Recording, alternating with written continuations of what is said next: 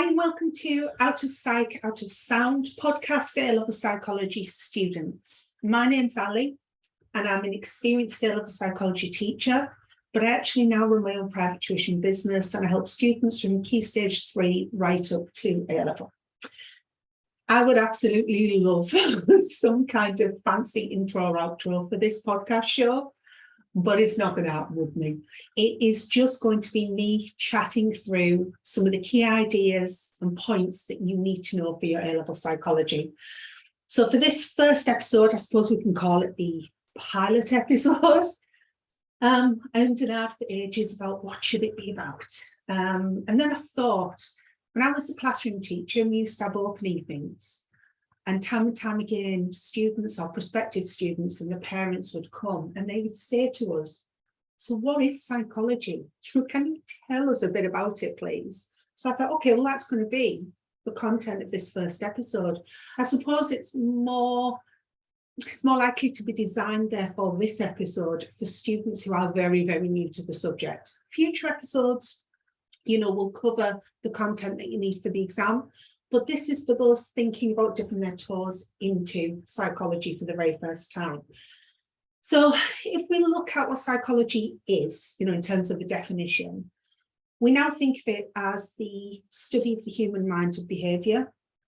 And that's always been a source of fascination for humans, always, always, always. You can track rumblings of its study back to ancient civilizations like the ancient Egyptians. But what we now know today as psychology, I suppose we'd call it modern psychology, is that it's a relatively new academic subject. It didn't actually become its own scientific discipline until the late 1800s. And that often shocks people. They think of it as existing for donkey's years, and it hasn't really. It's quite new in the scope of things. But since then, oh boy, has it grown wings.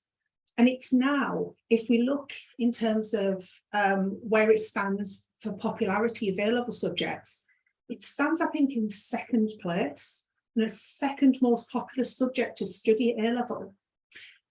And it has evolved and it's adapted. It's changed over the last 150 years or so.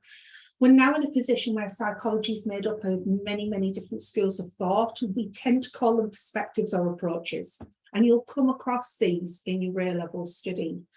Some of them blend together really well. And what I mean by that is, a researcher or a theorist that works within one approach might actually agree with some of the ideas of a researcher from a different approach. So they can blend together the different approaches and perspectives.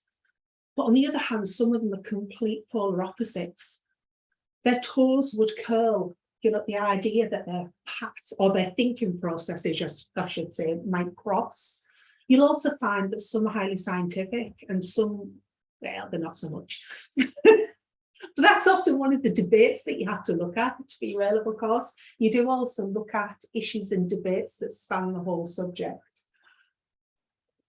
If you do decide to enrol on an A-level psychology course, you'll end up looking at behaviour from many different points of view. The expectation by the end of the course is that you'll develop knowledge and understanding of a variety of theories and studies. These are obviously, they're prescribed, they're listed on the specification, the ones that you need to look at. You'll also be expected to be able to apply these ideas, that come from the studies of the theories to new situations, and you'll be able to weigh up the credibility of them. So you have to be able to weigh up the credibility of the research. And you do that by evaluating and critiquing it. It's as simple as that. But my advice for any new starters would be print off a copy of the specification that you know you're going to be following. If you are enrolling at a college, you should be able to find out from their website or maybe even a quick phone call to them, which specification are we following? If you don't already know, I know some of you will do. Once you've done that, that should go in a folder, and that's your checklist for the content that you must make sure you know come the final exams.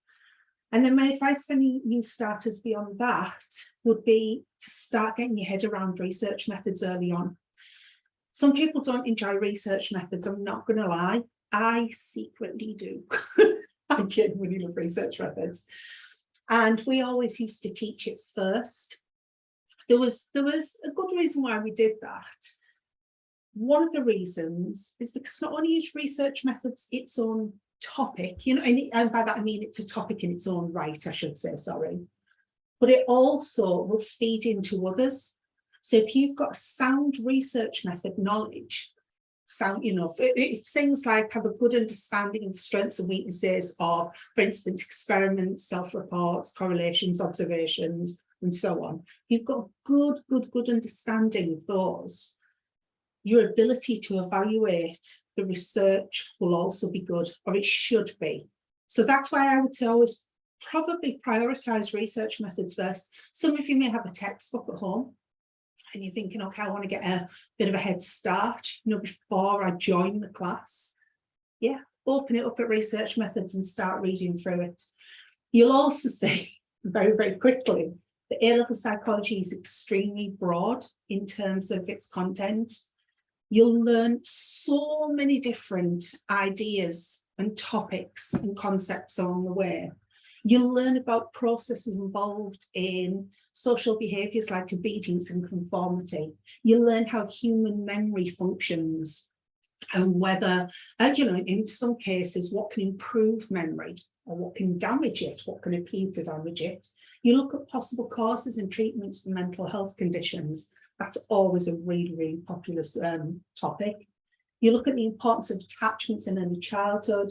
And in your second year, you may even go on and study topics such as stress or relationships, criminal or forensic psychology. The second year options will very much vary depending on which exam board specification you're following. Truth is, I wouldn't want anybody to come into the subject feeling a bit unsure about what they're letting themselves in for.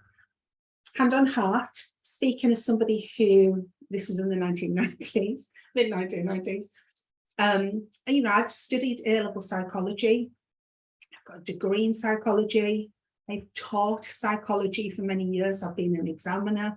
Speaking from this point of view, it is it's a fantastic subject to study at A-level. It bridges the sciences and the arts beautifully. And so you will have students from all backgrounds with all careers in mind in your class. That's absolutely true. However, it's not an easy option. And I grumble when I hear people say that. It really is not a soft option subject. It requires a lot of graft. You need to be committed from the start. You've got to put in the necessary hours to succeed. But if you do want a little help along the way, this podcast hopefully will be here to help you out. So thank you for listening to this episode of Out of Psych, Out of Sound.